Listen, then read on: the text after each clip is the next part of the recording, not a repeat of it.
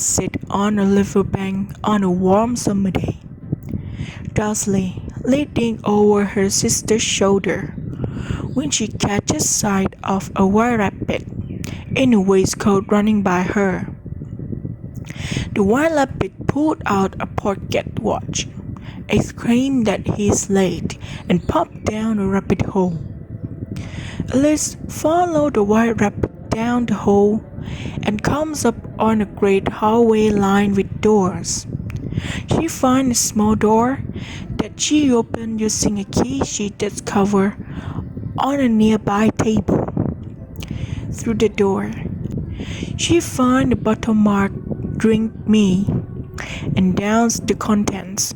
She shrunk down to the right size to enter the door, but cannot enter since she has left the key on the tabletop above her head.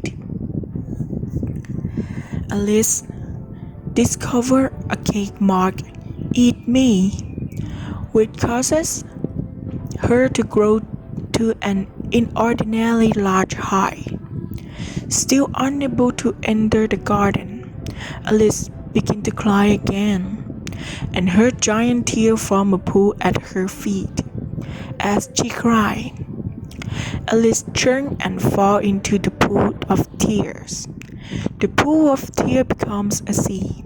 Alice meets the white rabbit again, who mistakes her for the servant and sends her off to finish his things. While in the white rabbit house, Alice drinks an unmarked bottle of liquid and grows to the side of the room. The white rabbit returns to his house, foaming at the now giant Alice, but she swept him and his servant away with her giant hand.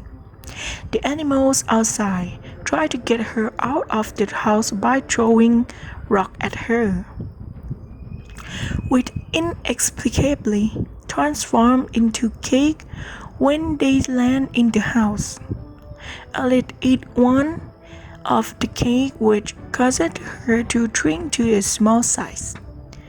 She wanders off into the forest, where she meets a caterpillar sitting on a mushroom and smokes a hookah.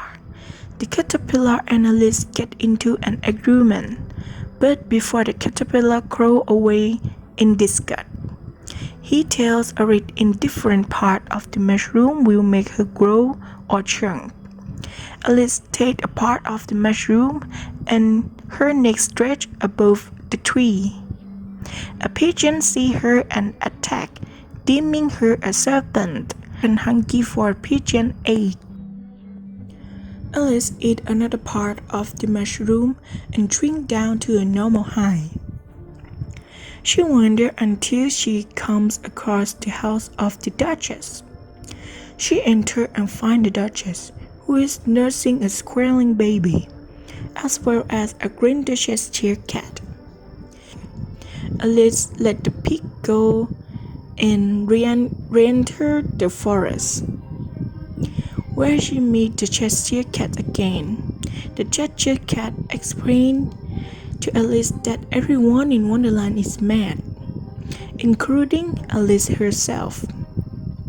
The Cheshire cat gives direction to Marsh Hare's house and fades away to nothing but a floating grin.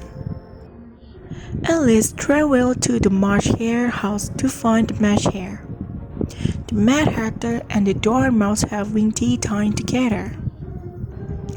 Treated rudely by all three, Alice stands by the tea party uninvited.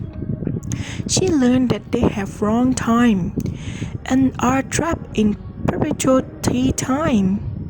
After a final discourtesy, Alice leaves and journeys through the forest.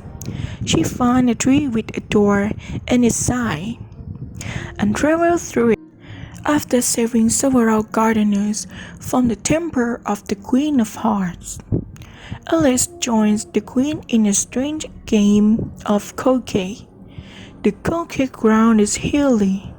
The mallet and balls are live flamingos and hedgehogs, and the Queen teared about, frantically calling for the other player execution.